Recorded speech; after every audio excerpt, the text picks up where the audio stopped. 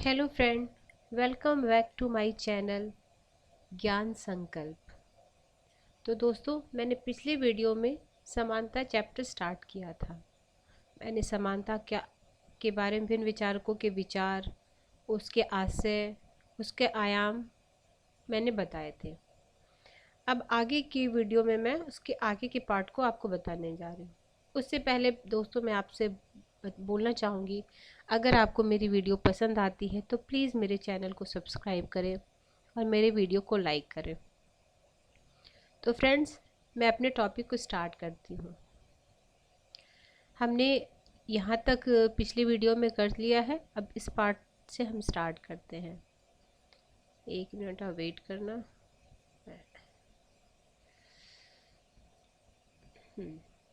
तो हम स्टार्ट करेंगे परिणामों की समानता या परिस्थितियों की समानता। तो परिणामों की समानता का समर्थन मार्क्सवादी विचारक करते हैं। तो अब क्वेश्चन ये बन जाता कि परिणामों की समानता किस विचारधारा के लोग करते हैं? तो मार्क्सवादी विचारधारा के लोग करते हैं। परिणामों की समानता का आशय सभी व्यक्तियों की आर्थिक स्थिति को समान बना देना है। परिणामों की समानता के अंतर्गत मार्क्सवादियों ने समाज में सामाजिक एवं आर्थिक विषमता को पूर्ण रूप से समाप्त करने का नारा दिया। पूंजीवादी व्यवस्था की समाप्ति के बाद ही वास्तविक समानता स्थापित होगी। तो मार्क्सवादी कहते थे कि पूंजीवादी व्यवस्था को जब तक समाप्त नहीं किया जाएगा तब तक समानता नहीं आएगी। तो अब परिणामों की समानता की आलोचना। अब ये परिणामों की समानता, अब इसके आलोचक कौन कौन से हैं? तो मेलोवन जिलास ने अपनी पुस्तक, हाँ इसको नोट डाउन कीजिए, इनकी पुस्तक का नाम the new class. The new class 1957 में कहा है कि समाजवादी समाज में समानता केवल एक दिखावा है। वास्तविक रूप में पार्टी की मुट्ठी भर पदाधिकारियों ने व्यवस्था पर नियंत्रण कर रखा है। बोलते हैं कि जो समाजवादी व्यवस्था है वो समानता का सिर्फ दिखावा करता है और कुछ मुट्ठी भर लोगों के हाथों में ही पूरी व्यवस्था का नियंत्रण रहता है। फिर है दूसरा नाम है जेम्स बर्नहम ने अपनी पुस्तक ये भी लिखी। ये बुक भी इम्पोर्टेंट, ये नेट में पूछा गया, प्रीवियस ईयर पूछा गया क्वेश्चन है। The managerial revolution.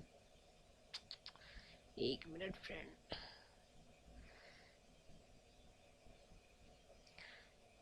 इस बुक को आप नोट कर लीजिए।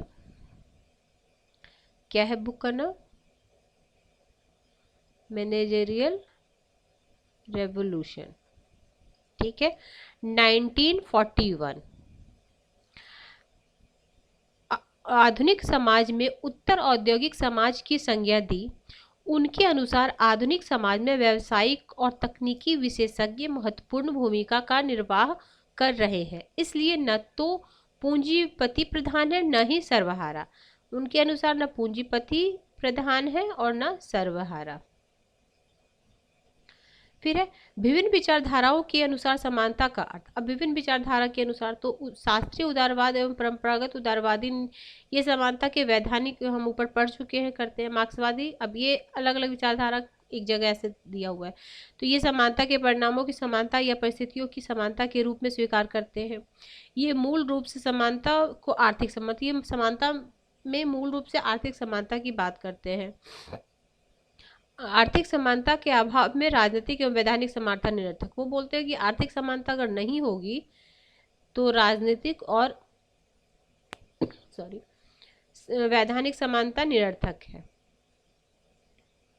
ठीक है। फिर सकारात्मक उदारवादी या कल्याणकारी राज्य के समर्थक, उनके अनुसार समानता का आशय अवसर की समानता से है। अवसर की समानता के अंतर्गत वैधानिक, आर्थिक और राजनीतिक सभी प्रकार की समानता शामिल है।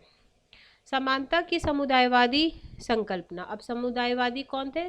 Walzer, Michael Walzer. तो ने जटिल समानता का विचार दिया। हाँ, ये क्वेश्चन पूछता है कि कॉम्प्लेक्स इक्वलिटी की बात किसने की है? कॉम्प्लेक्स इक्वलिटी की बात की है वॉल्जर ने। इसको नोट डाउन करो आप। वॉल्जर ने कॉम्प्लेक्स इक्वलिटी, जटिल समानता। इनके अनुसार समाज में मूलभूत वस्तुओं की वितरण के विभिन्न मानदंड होने चाहिए। प्रत्येक समाज के लिए एक समान वस्तुएं उपयोगी नहीं होती। इनके अनुसार सभी व्यक्तियों को समान मूलभूत सुविधाएं प्राप्त होनी चाहिए, परंतु प्रत्येक क्षेत्र में समानता संभव नहीं। चार्ल्स टेलर भी समुदायवादी हैं। इनकी प्रसिद्ध रचना, अब चार्ल्स टेलर की प्रसिद्ध रचना, ये हम पिछले क्लास में पढ़ चुके। चार्ल्स टेलर समुदायवादी में आते हैं। तो उनकी प्रमुख रचना कौन सी है? Sources of the self, 1989। फिर है समानता की नारीवादी संकल्पना। तो समानता की नारीवादी संकल्पना में उदारवादी नारीवादी क्या बोलती हैं, उग्र नारीवादी इसमें क्या बोलती हैं? तो देखो, तो उदारवादी नारीवादी सार्वजनिक क्षेत्र में समानता के समर्थक हैं, समान राजनीतिक अधिकार एवं शिक्षा अधिकार के समर्थक हैं। उग्र नारीवादी, तो उग्र नारीवादी निजी जीवन में समानता के समर्थक हैं, नैतिक, वैधानिक, राजनीतिक व आर्थिक समानता आवश्यक है लेकिन पर्याप्त नहीं। तो ये क्या बोलती हैं? उग्र नारीवादी निजी जीवन में समानता के समर्थक है, वो नैतिक, वैधानिक, राजनीतिक, आर्थिक समानता आवश्यक है लेकिन पर्याप्त नहीं है।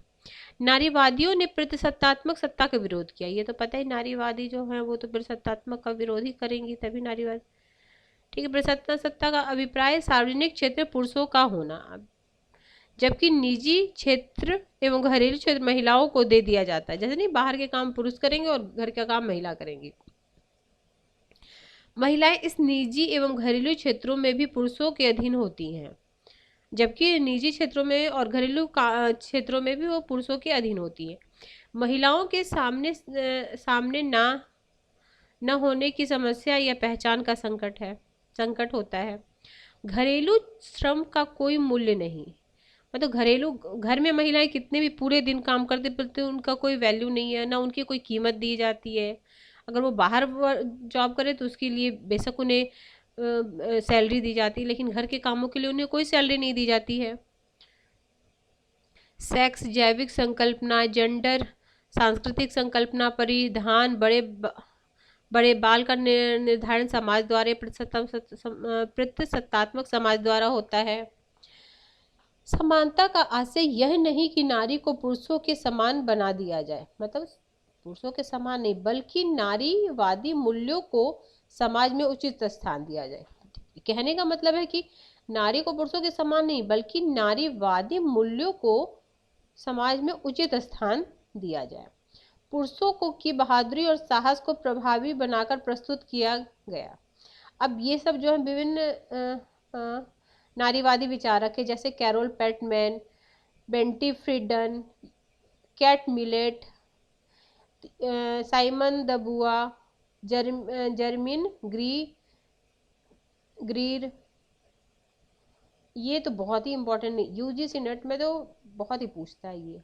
आप क्या हायर वाले आप जब दोगे उसमें भी इनके बुक के नाम पूछ ले, 4 बुक के नाम और इस थिंकर के नाम। ठीक है, तो आप इसको प्लीज़ नोट डाउन कर लो। अगर आप नोट डाउन नहीं करोगे तो आप इसका स्क्रीनशॉट ले लो, बाद में नोट डाउन करना, लेकिन ये आपकी नोटबुक में ये सारे बुक्स के नाम होने चाहिए। अब हम पढ़ेंगे इन्हीं विचारकों को हम नारीवादी जब पढ़ेंगे तो उसमें भी ये सब विचारक आ जाएंगे। कैरोल पेटमैन, तो महिलाओं को प्रतिसत्तात्मक सत्ता द्वारा निजी क्षेत्रों में के तहत रखा गया है। कल्याणकारी राज्य को प्रतिसत्तात्मक राज्य की संज्ञा दी। महिला अभी भी प्राकृतिक अवस्था में है, सामाजिक समझौते में शामिल नहीं है, मतलब प्राकृतिक अवस्था सामाजिक समझौते में वो शामिल नहीं है। अब इनकी रचना हम लिखेंगे कैरोल पेटमैन की। तो ये नहीं लिखे, बस कैरोल पेटमैन आप लिख लो, उनकी बुक मेन इनकी बुक पूछते हैं। तो इनकी बुक का नाम है feminist critiques of public dash private dichotomy. इस बुक को आप, और प्लीज बुक को ना आप इंग्लिश में ही लिखना।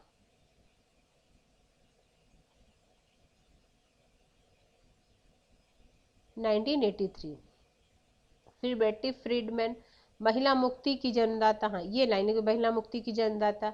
और द्वितीय चरण में, हाँ अब ये जब मैं आपको नारीवादी पढ़ाऊंगी तो बताऊंगी पहली चरण की नारीवादी, द्वितीय चरण की। तो आप अभी बस इनका नाम लिख लो और इनके बुक का नाम लिख लो। ये रेडिकल फेमिनिज्म है। इनके प्रमुख रचनाएं कौन कौन सी है? The feminism mistake, the second stage. ये दोनों बुक इम्पॉर्टेंट, ये दोनों बुक इम्पॉर्टेंट है। फिर मुख्य समस्या, नाम न होने की समस्या महिलाओं के समक्ष विद्यमान है। कैट मिलेट ने नारीवादी राजनीतिक दिन प्रतिदिन राजनीति है। ये लाइन भी पूछता है, नारीवादी राजनीति दिन प्रतिदिन की राजनीति है। इनकी ये book very very very important, the sexual politics. किसका है? Kate Millett, sexual politics Kate Millett. Germaine Greer की पुस्तक का नाम है sex and destiny, 1984। The female eunuch, 1970। Simone de Beauvoir, ये भी बहुत इंपॉर्टेंट है, साइमन दी बुआ। इनका ये वाला बुक, हाँ सेकंड सेक्स, ये बुक, हाँ व्यक्तिगत ही राजनीति है, ये लाइन वेरी वेरी इंपॉर्टेंट। और ये भी, महिला पैदा नहीं होती बल्कि बनाई जाती है, ये और ये व्यक्तिगत ही राजनीति। तो इनका तो पूरा ही नोट करो आप। Second sex, the personal is politics, वही व्यक्तिगत ही राजनीति, वही इनकी बुक है द पर्सनल इज पॉलिटिक्स, 1970। आप वीडियो को रोक के आप इसको नोट डाउन कर लो। अगर आप नोट डाउन अभी नहीं करो तो आप स्क्रीनशॉट ले लो, बाद में उसको लिख लेना, प्लीज लिख लेना। वर्जीनिया वुल्फ, महिला होने के नाते मेरा कोई देश नहीं। हाँ, अब ये लाइन बोल देगा कि किसने बोला है महिला होने के नाते मेरा कोई देश नहीं, तो वर्जीनिया वुल्फ बोलती हैं। इनकी बुक का नाम है a room of one's own, 1929। Mariarosa Dalla Costa, Italy, महिला को इनके घरेलू कार्यों के लिए वेतन प्रदान करना चाहिए। बोलती हैं घरेलू कार्यों के लिए महिलाओं को वेतन देना चाहिए। फिर है कैरोल गिलिगन। इनकी रचना क्या है? इन अ डिफरेंट वॉइस,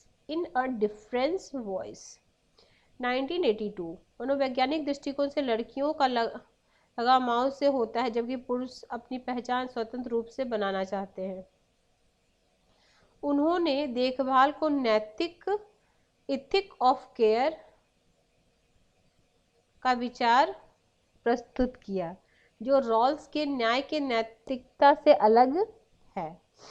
ये नहीं लिखना, बस इनकी बुक का नाम आप लिख दो, बस कैरोल गिल। बस आपको ये भी मतलब पूछ लेगा कि इनमें से कौन सी नारीवादी विचारधारा से संबंधित है, तो बस आप ये नाम और जो मैं बुक बोल रही हूँ, जैसे इनकी बुक वेरी इंपॉर्टेंट, इनकी बुक तो उतनी नहीं आई है बट फिर भी आप लिख लो किसी में। हाँ, कैट मिलेट की बुक। फिर है एल्स्टीन, इनकी रचना है पब्लिक मैन प्राइवेट वुमन। महिला के पास केवल घरेलू कार्य हैं, शोषण का कारण सेक्स और नहीं जेंडर है। आइरिस मेरियम यंग ने justice and the politics of difference, 1994 नामक प्रसिद्ध रचना लिखी। इनकी अन्य रचनाएं हैं inclusion and democracy, 2001, one female body experience, 2005। अब बुक की नाम लिख लो सबके। कोहेन ने रेस्क्यूइंग जस्टिस एंड इक्वालिटी, 2008 नामक रचना लिखी, उन्होंने रॉल्स के न्याय सिद्धांत की आलोचना की। हाँ, अब कोहेन जो है वो आपकी रॉल्स की आलोचना की है। ऑकिन की प्रसिद्ध रचना justice, gender and the family, इनकी बुक का नाम लिख लो, जस्टिस, जेंडर एंड फैमिली। अच्छा, अब मैं एक आपको और बात बता रही हूँ। इस बुक को याद करने का सबसे अच्छा तरीका है कि आप खुद से क्वेश्चन बनाओ। जैसे 4 थिंकर के नाम एक साइड लिख लो और 4 बुक के नाम लिख लो, फिर उनको मिलाओ। ऐसे ऐसे करोगे तो आपको ये बुक्स और बुक और थिंकर के नाम आसानी से याद हो जाएंगे। नहीं तो इन्हें याद करना सही, कुछ बुक्स तो याद हो जाते बट इतने सारे बुक्स पढ़ने हैं, इतने सारे बुक हैं कि याद करना बहुत मुश्किल होता है।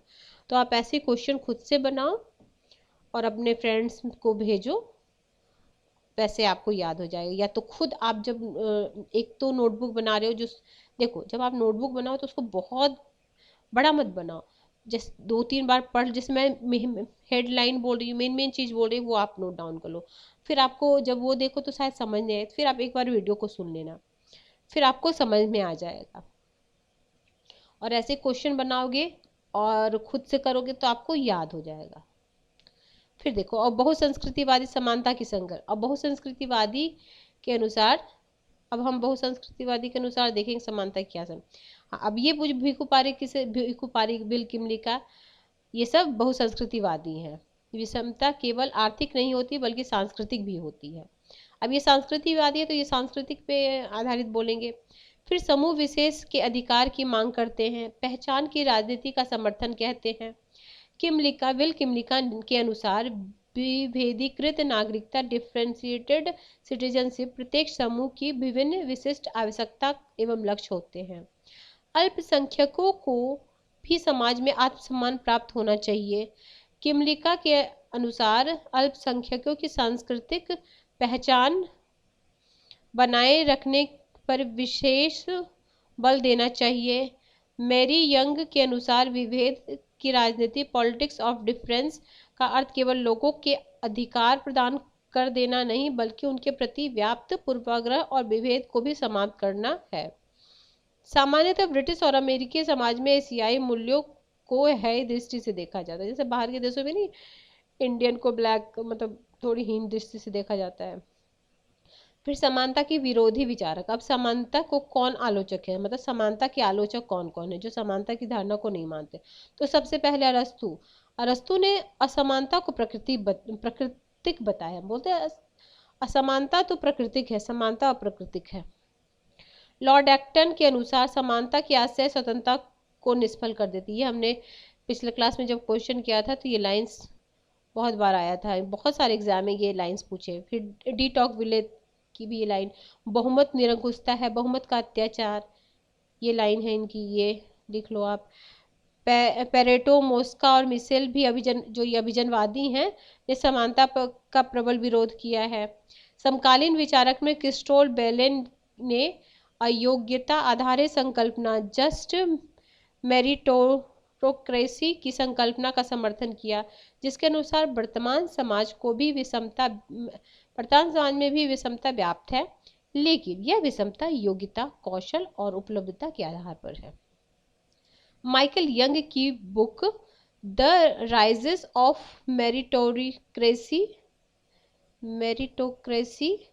1958 में योग्यता तंत्र की आलोचना की तथा योग्यता आधारित संकल्पना की भी आलोचना की। उदारवादी कभी भी परिणामों की समानता की बात नहीं करते। ये तो चलो ठीक है। अब फ्रेंड्स, ये हमारा समानता की टॉपिक ख़त्म होता है। अब हम नेक्स्ट वीडियो में नेक्स्ट टॉपिक को लेंगे। कुछ मैं समानता के क्वेश्चन आपको करा दूंगी। अगर वीडियो अच्छा लगा हो तो प्लीज़ इसे लाइक करें, मेरे चैनल को सब्सक्राइब करें। Okay, thank you, till then, bye bye.